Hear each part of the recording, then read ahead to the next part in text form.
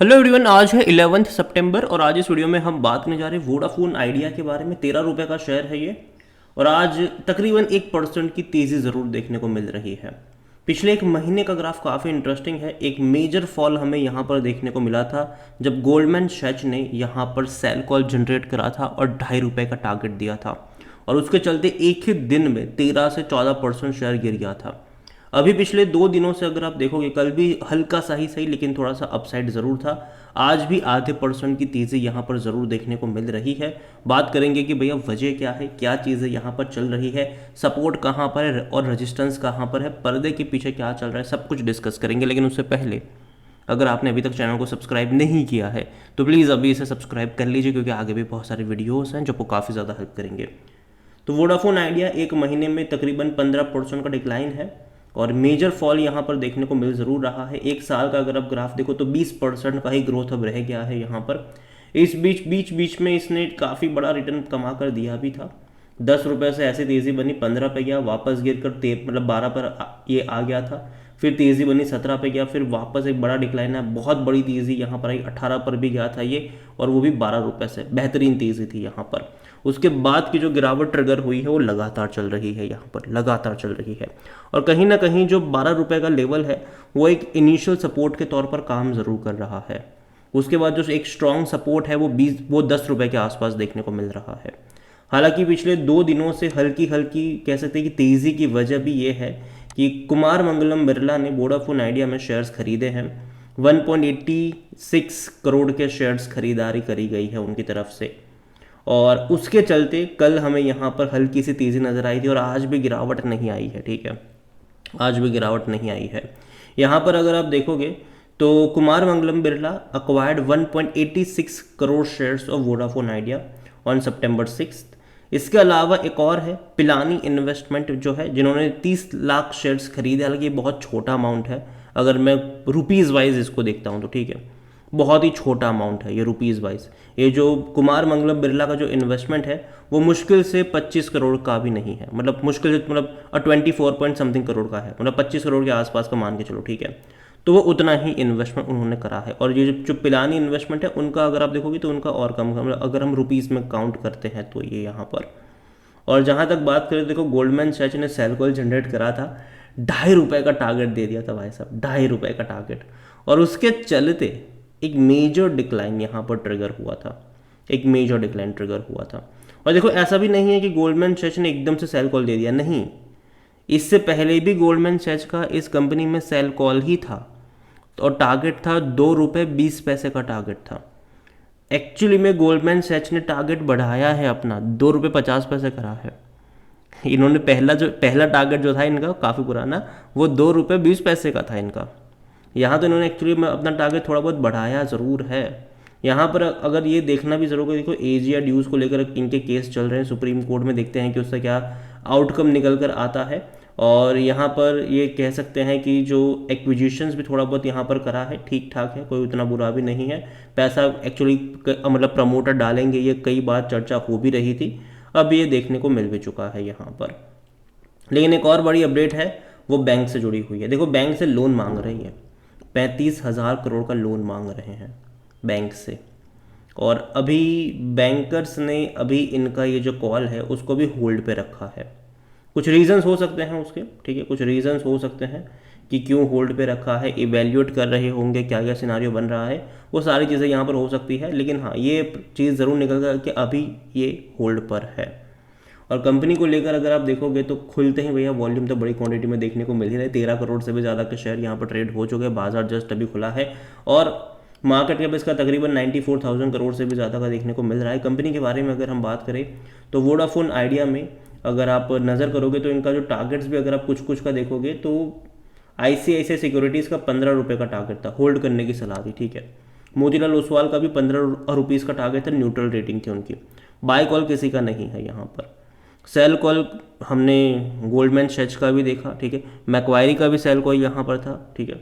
और कंपनी अगर आप देखोगे तो पिछले कुछ सालों में रेवेन्यू वाइज ग्रोथ नहीं है। हालांकि पिछले 2 फाइनेंशियल ईयर में 22 के मुकाबले थोड़ा सा जंप ज़रूर दिखाया है और उसकी वजह भी है टैरिफ बढ़ाए गए थे, ठीक है। अभी दोबारा टैरिफ बढ़े हैं तो उसका जो इम्पैक्ट है वो हमें सितंबर क्वार्टर के नंबर्स में देखने को मिलेगा, और उसको मैं देखने के लिए एक्साइटेड ज़रूर हूँ। सितंबर क्वार्टर के नंबर बहुत ज़्यादा इंपॉर्टेंट होने वाले हैं कि नंबर्स कैसे आते हैं, क्योंकि जो टैरिफ बढ़ाए गए हैं 15 से 20% के टैरिफ जो बढ़े हैं उसका असर हमें सितंबर में देखने को मिलेगा, उसका असर उसके बाद दिसंबर में देखने को मिलेगा। तो वो चीज़ यहाँ पर इंपॉर्टेंट होने वाली है। और कंपनी का अगर हम वैल्यूएशन देखेंगे तो देखो पी रेशो इसका नेगेटिव में है, क्योंकि कंपनी जो प्रॉफिट कर ही नहीं रही है, लॉस मेकिंग कंपनी है। 22% एनालिस्ट खरीदारी की बात कर रहे हैं। फिनेंशियल्स अगर आप देखोगे इनके तो कोई खास नहीं है, लेकिन लास्ट क्वार्टर में लॉस थोड़ा सा कम ज़रूर हुआ है, 6,432 करोड़, हालांकि है बहुत बड़ा लॉस है, लेकिन इससे पहले कंपनी 7-8 हज़ार करोड़ का लॉस कर रही थी। थोड़ा बहुत कम ज़रूर हुआ है। उम्मीद करते हैं कि आने वाले क्वार्टर्स में ये लॉस और कम होकर 5,000 करोड़ चला जाए। रीज़न ये है कि रेवेन्यू बढ़ेंगे, रेवेन्यू इनके बढ़ने वाले हैं, जो कि अच्छी बात है। और इतना ही नहीं, देखो मैं पहले भी बोल चुका था कि गिरावट यहाँ पर आपको पॉसिबल आने ही वाली है। रीज़न ये है कि इन्होंने कुछ जो डील करी हुई है, डेट को लेकर जो डील करी हुई है वो इक्विटी डील करी हुई है। मतलब किसी को पैसा चुकाना था, ठीक है इनको, और पैसा था नहीं इनके पास, तो इन्होंने बोला कि भैया इक्विटी ले लो, ठीक है आप इक्विटी ले लो। 500 करोड़ 600 करोड़ ऐसी इक्विटी डील इन्होंने करी हुई है। उसके चलते हो ये रहा है कि ब्लॉक डील्स आ रही है यहाँ पर, वो लोग बिकवाली कर रहे हैं, और आगे भी होगा ये। यहाँ से अगर तेज़ी दिखाएगा ये शेयर तो ब्लॉक डील्स आपको देखने को मिलेगी, बिकवाली देखने को मिलेगी, क्योंकि जाहिर सी बात है जिसको पैसा चाहिए था उसको आपने इक्विटी अगर आपने दे दी है तो वो उसको कैश करने की कोशिश ही करने वाला है। और ये मैं आपको पहले से बोल रहा हूँ, ऐसा नहीं कि जब गिरावट आई तब मैं ये बात बोल रहा हूँ, नहीं, ये मैं पहले से बोल रहा हूँ। और उसको लेकर कई बार मेरे वीडियोस में कमेंट भी आती है कई लोगों की कि आप बहुत नेगेटिव हुए इस कंपनी के लिए। तो अगेन भाई मैं नेगेटिव नहीं हूँ इस कंपनी के लिए, मैं मानता हूँ कि लॉन्ग टर्म में डेफिनेटली ये तेज़ी दिखाएगा, दोबारा से डेफिनेटली तेज़ी दिखाएगा, लेकिन बहुत ही धीरे धीरे बढ़ेगा ये। जैसे कि आज 13 पर है, ठीक है, थोड़ा बहुत डिक्लाइन अगर दिखा देता है 12 पे चला जाता है, वापस थोड़े बहुत ऊपर आएगा, 15 रुपये पर जाएगा, वापस जिनके पास होगा, जिसको नहीं चाहिए होंगे शेयर, जिनको डील मतलब जिसको मिला होगा शेयर, जिनको नहीं चाहिए वो प्रॉफिट टेकिंग करने की कोशिश करेगा, वापस शेयर जाएगा नीचे, वापस थोड़ा बहुत ऊपर उठने की कोशिश करेगा। ऐसे धीरे धीरे कई सारे झटके ले लेकर ये धीरे धीरे ऊपर जाएगा, ये जाएगा ज़रूर, लेकिन बहुत बहुत ही साइलेंटली जाएगा, बहुत ही धीरे तरीके से जाएगा। तो उस चीज़ के बारे में ध्यान रखें। और हाँ, एक मेजर अपसाइड तभी यहाँ पर पॉसिबल है जब सुप्रीम कोर्ट का जो फैसला है, जो 70,000 करोड़ का जो एशिया ड्यूज़ का फैसला है, वो इनके फेवर में आए। इनके फेवर में अगर आएगा तो ही इनके लिए फ़ायदे का सौदा है वो, वरना एक्चुअली में अगर इनके फेवर में नहीं आया तो फिर से करेक्शन भी आपको यहाँ पर पॉसिबल नज़र आ सकते हैं। तो न्यूज़ के ऊपर बहुत कुछ चीज़ें डिपेंड करने वाली है यहाँ पर। और जो चीज़ें थी कि इनके सब्सक्राइबर इनको छोड़ के जा रहे हैं, मुझे लगता है कि अब वो नहीं जाएंगे उतने ज़्यादा, उतने बड़े पैमाने पर नहीं जाएंगे, क्योंकि पहले क्या था कि जियो के प्लान सस्ते थे, आज अगर आप देखो तो जियो के प्लान्स महंगे हो चुके हैं, ठीक है। तो लोग जो है, जो नए यूज़र्स हैं, वो शायद प्लान्स कंपेयर अगर जो लोग करते हैं वो एयरटेल या वोडाफोन की तरफ जाना पसंद कर सकते हैं कंपैरिजन टू जियो। अगर मैं देखता हूँ तो हाँ, अगर किसी एरिया में अगर नेटवर्क की दिक्कत है तब बात कुछ और है, लेकिन अगर वोडाफोन का नेटवर्क अच्छा आ रहा है वहाँ पर तो कहीं ना कहीं पॉसिबिलिटी ये ज़रूर होगी कि वो वोडाफोन या BSNL का भी नेटवर्क अगर अच्छा आ रहा होगा तो ये लोग स्विच कर रहे हैं, ठीक है। तो देखना ये रहेगा कि क्या डेटा निकल कर आता है, जो सब्सक्राइबर लूज़ करने का डेटा है वो भी इंपॉर्टेंट है यहाँ पर। और जहाँ तक शेयर होल्डिंग के बारे में देखें तो प्रमोटर की होल्डिंग 37.17% की है, 6.12% म्यूचुअल फंड के पास है, 0.86% डोमेस्टिक के पास है, 12.77 एफआईएस के पास है।